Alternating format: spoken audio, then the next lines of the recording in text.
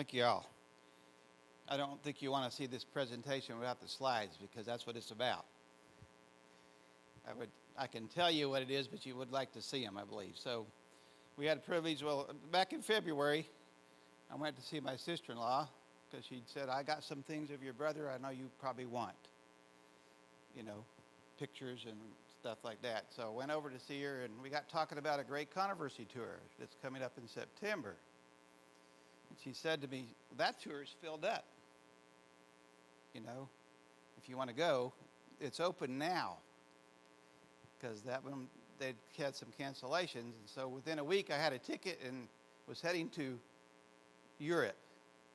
And so I want to show you a little bit about what we saw there, but you're going to have to come back another time to see more pictures. Because what was the purpose of the Great Controversy Tour? So let me pray first. Father in heaven, we thank you for the history in the Bible and how that the history can support our understanding of Bible prophecy. Today we want to share a little bit about that. Be with me as we do that and pray in Jesus' name. Amen. So can you trust the Bible? And I got to get used to this here. So first of all, what is a Great Controversy Tour? Anybody here been on a Great Controversy Tour? Josie, raise your hand because she went with me. She got in the last minute too after I did. After I booked a trip and she called them and got in. So my sister-in-law, anyway, you'll see the group or part of the group in our pictures here. So Great Controversy Tour, Revelation chapter 12 talks about a controversy going on, right? We're going to look at Revelation 12 here. I don't see, you have to look up here. I can't really read that back there. We're looking at primarily today the 1260-year prophecy in the book of Daniel and Revelation. So Revelation 12 starts out with, and there appeared a great sign or a great wonder in heaven, a woman clothed with the sun and the moon under her feet, and on her head a crown of 12 stars, and she being with child cried, travailing in birth and pain to be delivered. And there appeared another wonder in heaven, and behold, a great red dragon having 7 heads and 10 horns, and 7 crowns upon his head. And his tail drew a third part of the stars of heaven, and did cast them to the earth. The dragon stood before the woman which was ready to be delivered, for to devour her child as soon as it was born. And she brought forth a man-child, who was to rule all nations with a rod of iron. And her child was caught up unto God and to his throne. And the woman fled into the wilderness, where she hath a place prepared of God. I underline that for a reason, that they should feed her there 1,260 days. And there was war in heaven. Michael and his angels fought against the dragon, and the dragon fought and his angels, and prevailed not, neither was there a place found any more in heaven. A controversy going on here. Controversy started in heaven, but he was cast out, and where did he come to? This earth. 2 sides.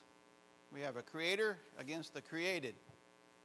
A humble versus a proud. A selfless versus a selfish.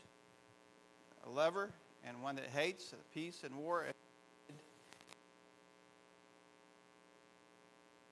When there's division, where does that come from? It doesn't come from God, right? So I know we've been studying a little bit about this prophecy here at our Kingdom Theater, and we know where these kingdoms are. This head of gold of the statue, right? Can you hear me? Okay. Chest of silver was Babylon. The chest of silver was Medo Persia. The thighs of brass was Greece, and the legs of iron were Rome, and the feet of iron and clay. We primarily on the Great Controversy Tour that's looked at the fall of Rome and what happened after that until the 10 kingdoms came into existence, and those are still in existence today.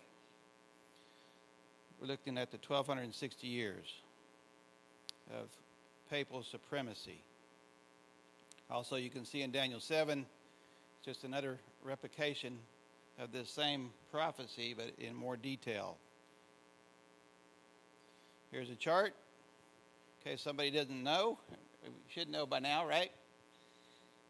We've been talking about this a lot. So we're going to look at pagan Rome, fall of pagan Rome, and 1,260 years of the divided papal Roman Empire in pictures today, to see if we can prove or support biblical prophecy. We flew into Rome on March 3 over overnight flight. This is, I believe, the airport there, but I could have got it mixed up with the one we left out of.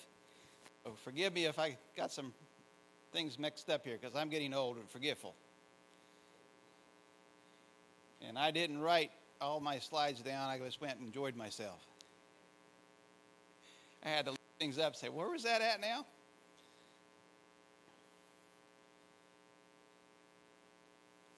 Got to see the Arch of Titus. What is this in significance in Bible prophecy?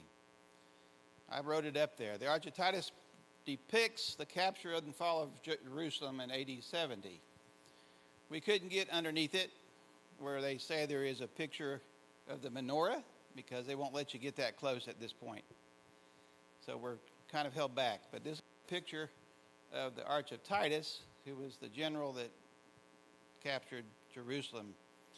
And this is the main thoroughfare through the old city of Rome, where these arches went over. And so on this arch, it talks about the fall of Rome. And I can't read language. That's what this arch like the arches to depict their battles and winning and make it known to everybody. This is what pagan Rome looks like today, or at least part of it. Not much there. It's destroyed. I do have a couple books for you to look at. You can see what it looks like before it was like that. I didn't make copies of them because they're copyrighted here. But I do have a couple books that show what this looks like before it fell. When did Rome fall? Do I need a different one? Okay.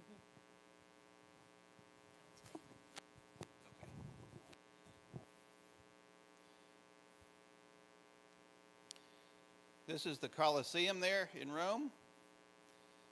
We failed to get in the door to see the inside, because Italy said everybody gets to get in free today.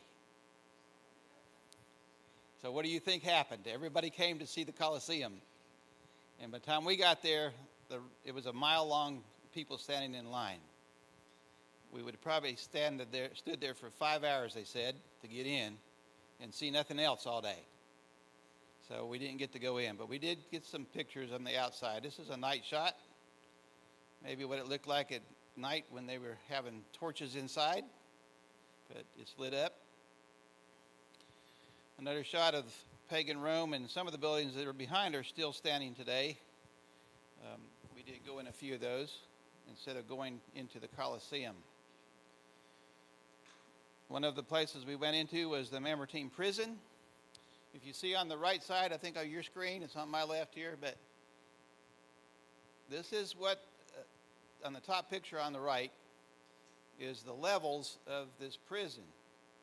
The top is the second level, I believe, because I think where we were at when we entered the building was above that. And the prison is the very bottom chamber there. That grate on the bottom picture is the hole that they let the prisoners down into the chamber with. Now, we didn't have to go down that way. We actually got in, but the room, I'm just saying, it's probably 15 by 20 feet is the size of the room, the prison. No other way out except that hole where the grate's at. And think about Paul being in there before he was executed.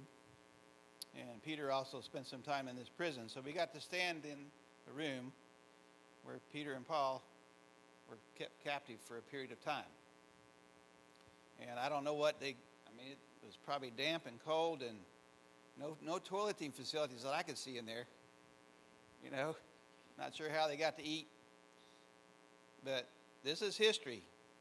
Nero was the emperor at this time during this period. four main types of biblical prophecy interpretation. I just thought I'd throw this in here because we believe in the second one, the historicist belief system, or the one that follows history. And so that's what we're going to talk about today. You have to believe in that interpretation if you want to understand the prophecy as we see it today. Otherwise, some of it's in the future, some of it's in the past, and some of it doesn't really matter. It just talk about it. It's no literal meaning. That's the four different kinds there. Daniel 7. We're going to just read this real quick because this is what we kind of tried to prove. It's interesting that, people say, well, we're not going anywhere. We can't see all these other sites. I said, well, what did you come here for? Did you come on a great controversy tour, or did you come to just go see the sights of Rome and everything else, right? They kept us busy from morning till night, right? We'd eat breakfast, and we'd run the rest of the day and come back and eat supper, and it would last 2 hours, and then we'd go to bed every day. And as we was driving down the road, we were getting lectures. So we didn't get to really watch the countryside because we were being lectured on a lot of stuff. So it was an interesting tour, but we went to learn something. Daniel 7:7-8 says, after this I saw in a night vision, and behold, the fourth beast, the dreadful and terrible and strong exceedingly, and it had great iron teeth. It devoured and brake in pieces and stamped the residue with its feet, with the feet of it. And it was diverse from all the beasts that were before it, and it had 10 horns. I considered the horns, and behold, there came up among them a little horn, before whom there were 3 of the first horns plucked up by their roots. And behold, in this horn were eyes like the eyes of a man, and a mouth speaking great things. The 10 kingdoms here, and I put dates by the 3 that were plucked up.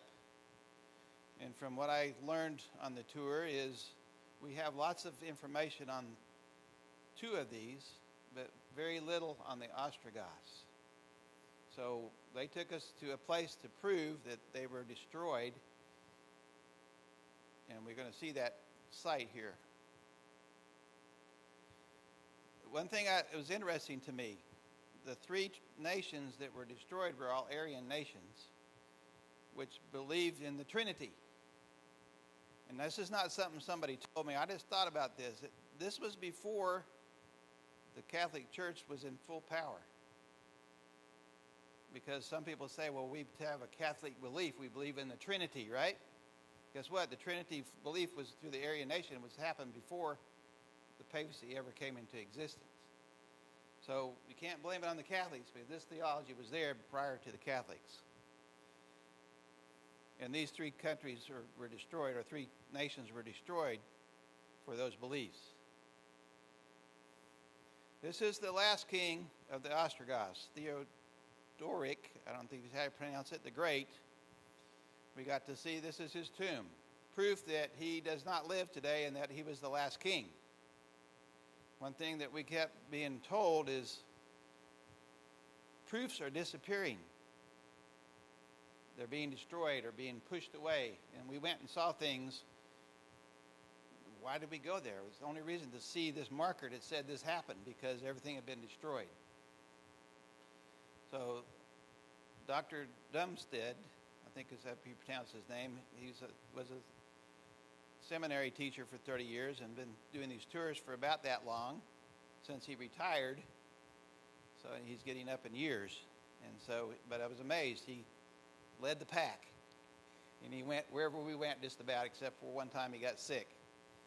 And his wife had to step in for him. But he kept us going, and he wanted to make sure everybody knew these things. So he was persistent that we saw all these sites, because there's significance in the loss of things that are happening. Of course, I looked a little bit of history, and his daughter ruled a little longer after he died, until 535, but there was no more kings after him. So proof that the 3 horns were plucked up by this picture, the last kingdom that went down with that papal power coming up. There were 7 nations left under the power of the papal period of time from 538 to 1798. The next site we went to is interesting because this is where the Catholic Church really got more power. At this site, Castle of Canossa, Pope Gregory the Seventh said these things, and I didn't put it in quotes, but it says that the Catholic Church never erred and could never err. He said that in the 11th century. He also stated that the Pope was a higher authority than the government. And he also stated that no sentence he pronounced could ever be reversed. And the significance of it is the King of Germany, Henry IV, was worried because he was going to get excommunicated. And he came and stood outside this castle 3 days in the snow with no shoes on to show repentance to the Pope, who happened to be there visiting at the same time, to show that the power was there over them because of the fear of excommunication from the church. Because what does the Catholic Church believe? You can't get saved unless you're a Catholic Church member in good standing, because the church is what saves you, and it scared people. So this is a model of that castle, of what it looked like back in that time, because I want to show you pictures of what it looks like today. And it doesn't look anything similar to this, but this was the home of a countess that was friends with Henry IV, I believe, and she got them together, try to reconcile them. But here's what it looks like today. You see that it's up on a hill, so we did have to climb a lot of hills, right, Josie? You get to see things. So if you go on this tour, I'm amazed that an 80-some-year-old guy was still climbing up there with us, and doing all the stuff we did. You're huffing and puffing. We walked probably 6 miles on average every day, and maybe more. I don't know. Another shot of the castle. A lot of it's has fallen off the side of the mountain as it's eroded, because there's very little left of it. But proof that the Catholic Church, its power was in full swing here, and that people were scared of the Catholic Church just for the fear of not being able to get into heaven, right? The next place we went to, I just did a couple maps here. We stayed in Bobbio Felice. This is in the Piedmont Valley, right up against the borders with France, known as also maybe the Waldensian Valley, right? Where the Waldensians have had a stronghold, especially when they ran to the mountains. So, some pictures of the area. And we were blessed to see a double rainbow. I don't know if you can see that there, but there's a rainbow on the bottom that you see good, but there's one that faintly is above it. This is taken from the place where we stayed, out over this. You can see there's a wall at the bottom of that picture, on the bottom there, all around the place we stayed at, which is a retreat center. Otherwise, we stayed in motels, but this was a retreat center where they had retreats for people. Not a real fancy place, but they had good food, fed us well, climbed a lot of stairs, but the mountains were pretty. If I was going to live somewhere, I'd like to go live here. It was pretty. This is another challenging hike, and so everybody's not up there. Some of them decided not to climb to the School of the Barbers. This is the school where the Waldensians trained their pastors. No longer anything happening there other than a little museum that you can see after you climb this big, long hill, after driving up a bunch of hill to get there. So this is some of our group. I don't know, can you see Josie in there somewhere? She's in there. About to the left of the picture, there's a blue lady with a blue smock or coat on. She's hiding right behind her. And it was cold over there. I mean, as a whole, and it got colder as we went along. So, but of course, you walk up the hill, you get hot, but it still gets cool. Here's some other shots up above the school. See the mountains in the background, and of course the sign that tells you where it's at.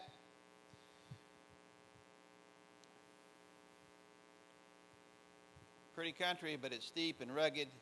And one thing that they told us in the museum or somewhere where I heard this, that the Waldensians eventually got freedom if they lived above a certain altitude. They quit persecuting them. As long as they stayed above this height in the mountains, they didn't get persecuted. And this is way up in the mountains. Not at the top, but it's kind of way up there. You can see the snow, and there's snow. If you look in that picture on the right, at the very bottom in the left corner there, or not quite at the bottom there, you can see some snow. There was banks of snow around where we were at. Even down in the valley where we stayed, there was some snow banks at places. Another thing that they tried to share with us was the contrast between the churches. You know, we talked about, you know, the proud and the humble. The church on the left, what church would you think that is? That's the Catholic Church. And the church on the right was a Catholic church, but they stripped it of all this adornment because they felt like it was distracting against the message, right? And so you see this all through our travels of the different churches that we saw and things we saw. So pictures of the Vatican. I didn't give you a whole lot here, but courtyard there is one of it. And, of course, all kinds of relics wherever you turn, just about. We had a big corridor. Anybody here been to the Vatican? Okay, a few people. So you know what it's like. There's a big corridor. You go down, and all their displays of rugs and pictures, and the ceiling's painted, looks like gold. And then, of course, the chapel. The same thing was in all that chapel. And it was interesting. They had to tell everybody to be quiet. You're supposed to not talk in there and be reverent in the chapel there.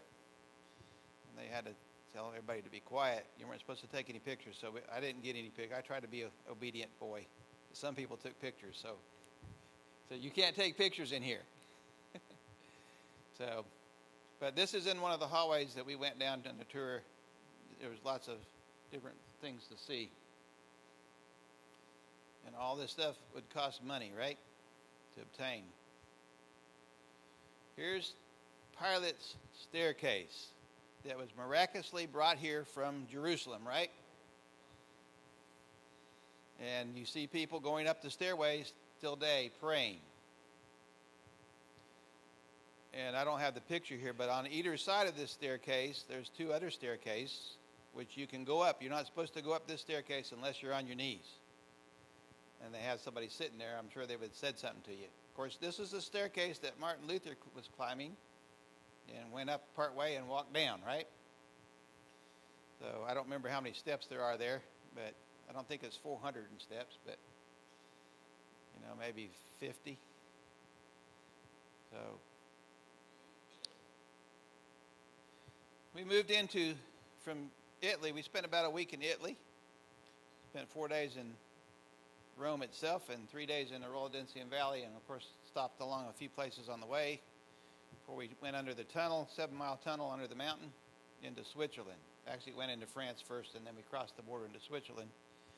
And we went to this obscure place on the left to see this plaque that said, this is where Zwingli died in a battle in this field out here.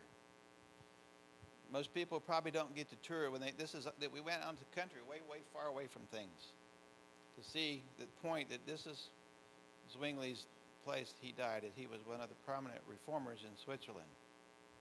He even has his name written there at the Reformation wall. This is the Reformation wall in Geneva, Switzerland, and this is just a portion of it. It's pretty long. I don't know, a couple hundred feet, maybe longer. But this is the three prominent figures that are there. There's others on the walls too. John Calvin, William Farel, Theodora Beza, and John Knox is what I found on the internet that said these guys were. Because I didn't remember who they were. But they have their names written there, but they can't see it in the picture. So it's pretty popular site for people to come and sit. And there's a park on the back side where we're looking at the picture. There's a park there. And then, of course, the big hill behind it with the cities up on the top there mostly. We came down from the top. So John Huss Memorial on the left there. And what was interesting, this is a motel off there on the right at this point, and usually they stayed there, but the price was so much more expensive we didn't spend the night there or stay there this time. But this little, I drew around this little, I don't know, rocket, whatever you want to call it, but it's a little add-on room there. John Huss was held prisoner here in that Turek, thank you. Anyway, he was actually held in prison there in that little, it was a prison at one time, my understanding. Inside this motel, I've just put one picture here. There's probably 12 to 18 pictures, murals, big murals on the wall about the history of this time. And this is one of them. We didn't stay there, so we had to get permission to go in. And they let us go in small groups. We had to break up in 2 or 3 groups to go in there and see the murals on the wall. Of course, John Calvin's church, we walked up to this plaque, which was way out of the way, to see that this is where John Calvin, there's a plaque on the wall there that says John Calvin's, this was where he stayed. The outside of the church and the inside of his church, there in Geneva, Switzerland. This church was interesting from the fact that what was underneath it and what we made time to go see. Baptism was still by immersion then. And this is one of the baptistries that's still in existence that hasn't been destroyed because it's a museum, but it's underneath the church. And the picture on the right bottom is you can see the pillars holding up the floor above with the excavation all happening underneath. And there's multiple layers. You can see down through grates and see farther down in there. Building built up there on the churches. Martin Luther. I think you might have seen the picture before because I think I sent it to Jack. This is where they say Martin Luther stood when he was being tried because the building's no longer in existence. It's been torn down. So everybody had to stop and get their picture taken in Martin Luther's shoes, right? They were pretty big, so I don't know if his feet were that big, but they had to be big enough to get everybody's shoes into them, I guess, if you want to stand in it. So,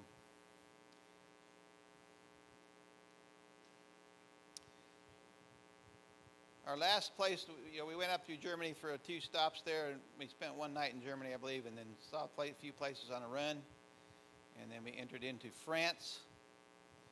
Stopped at a few places, but it was interesting. France, they're rioting over there right now, aren't they? Are y'all watching the news? The riot started the day after we left, so we caused it, right? No, they were upset. They were having strikes and all kinds of things because the government wants to raise. They're going to probably do it. Raise the age of retirement from 62 to 64 because they can't afford it. And they're all upset. So they're rioting, and so we didn't get to see what we went to see in Paris because we couldn't get through the traffic. You would try to get around the traffic and they would block a road off. And so we even got hit by a truck because the traffic was crazy there. And we had an motorcycle accident right beside us. So we eventually had to jump out of the bus and run to get to see Napoleon's tomb. We got there 3 minutes before they closed.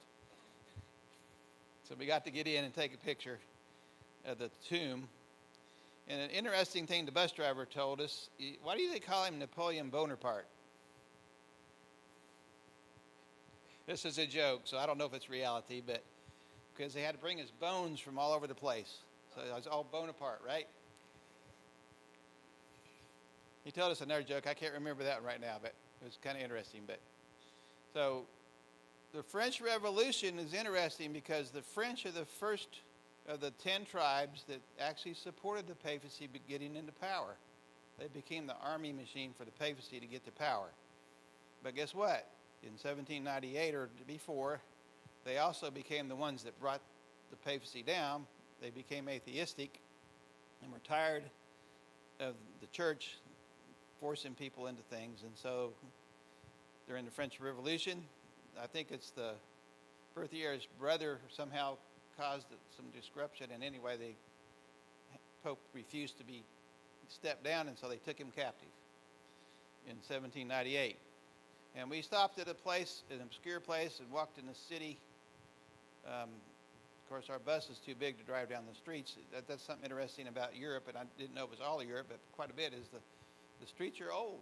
They're not wide, pretty streets like they are in America.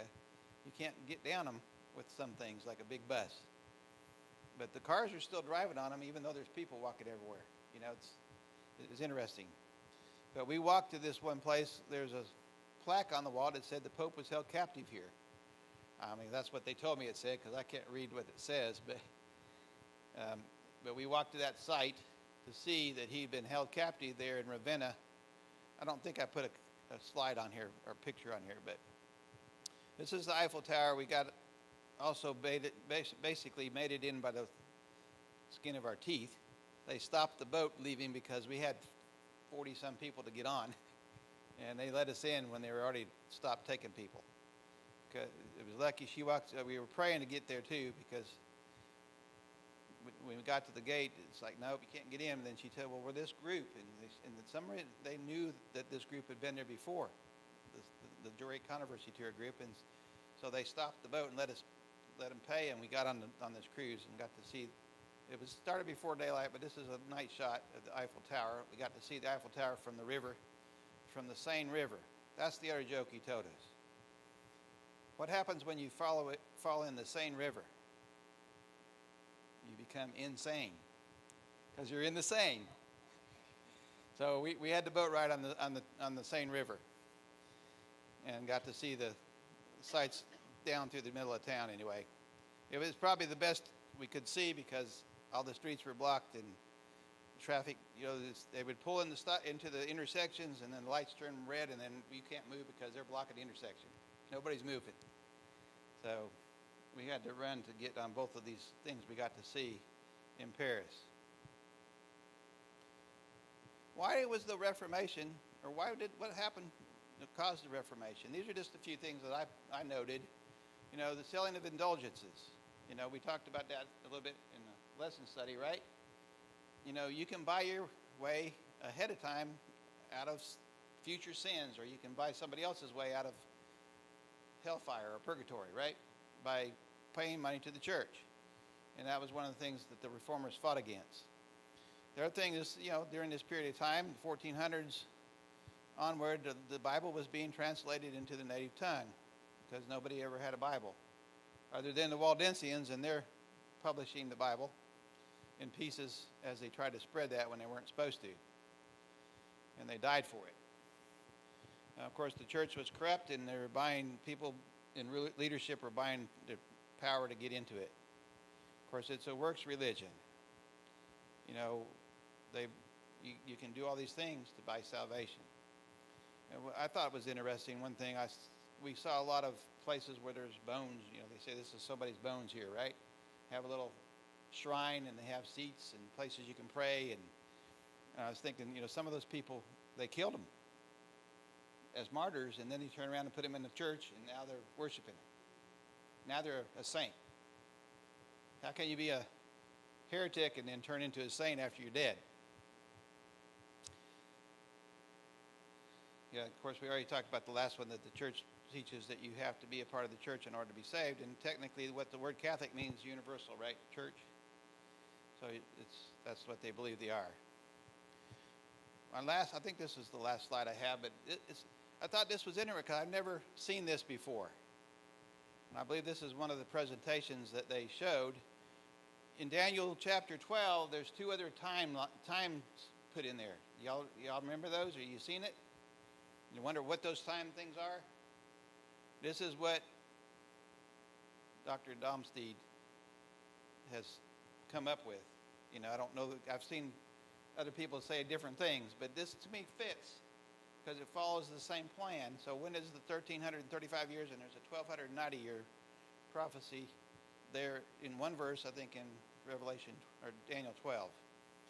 And it talks about here, it's chopped off a little bit. I think I got this from somebody else, so I didn't take the picture. But it says the the first of the, this is where it talks about the Franks in 508 actually became the sword to expand the papacy.